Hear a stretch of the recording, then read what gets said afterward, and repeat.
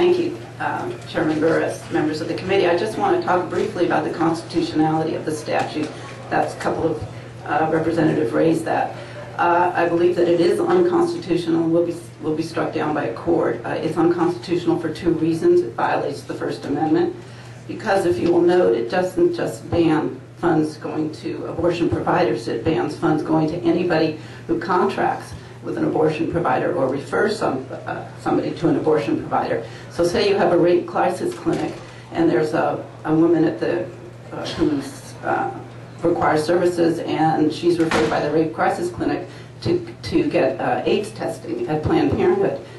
Under this bill, that rape crisis clinic could not get any state funds because they're referring someone to go to Planned Parenthood, not for an abortion, but for AIDS testing.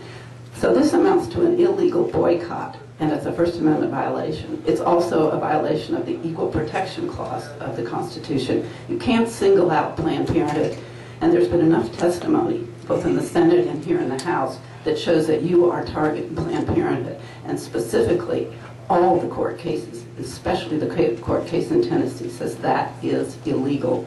You cannot do it on both of those bases. So I want to just correct the impression that this will withstand constitutional muster. It will not. Excuse me. Thank you for your testimony, Representative Ferguson. You recognized for a question.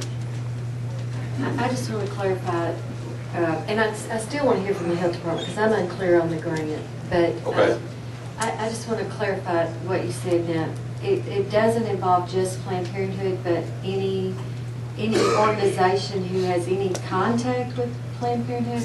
I'm confused. If you look at page 3 of the statute, and it's lines 16 through 24, you will see that it says that the state cannot contract with or award public funds to an entity that performs abortions, abortion referrals, and this is the key point, contracts with a person or entity that performs abortion or abortion referrals, or is an affiliate of a person or entity that performs abortion referrals.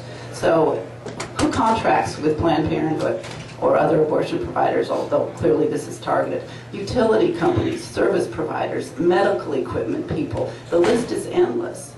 You know, people who have arrangements to doctors who might want to refer a person to get AIDS testing at Planned Parenthood. Arguably, all of those come under this statute, and that would be. So that's the problem here, and it constitutes an illegal boycott of all those people from getting state funds of any kind. Okay, thank you for your testimony. We're going to let the health department come to the table and speak very quickly, and then we're going to let Representative Meeks close for the bill. Thank you. If you'll join us at the end of the table, say your name, who you're with. You'll be recognized to answer Representative Ferguson's question. Thank you, Mr. Chair. Robert Breck with the Health Department. I just trying to clarify exactly how much the grant is and what it's for, and I guess I understood from different sources maybe they've had different grants over the last several years and they're getting confused. I'm aware of two separate grants that they've been awarded. One deals with HIV and AIDS education. I think it's one being discussed today. It was for $60,000 a year. It was extended from January to July 1st of this year for $20,000. There is a second grant I'm aware of that deals with syphilis education. That one is $13,000 a year, and that is through the calendar year. So I'm aware of those two. What about the educational grants that they were speaking to? Yeah, those are in the school. I'm confused right. about the school connection. These are both educational grants targeting mainly, from what I understand, mainly Central High, but it is Little Rock schools.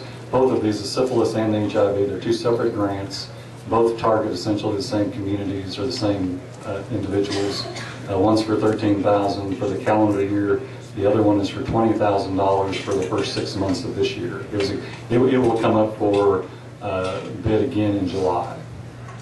Well, I guess my other question, not here today, but someone had mentioned they thought the funds had been used improperly. Have you found that to be true at all? I'm not aware of that. They actually give a pretty detailed budget when they get these funds, and I'm not aware of any using that money improperly in any way.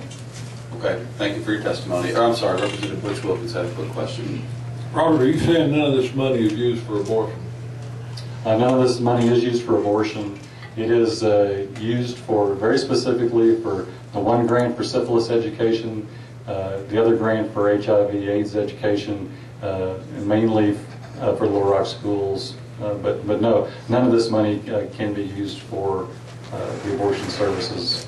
No.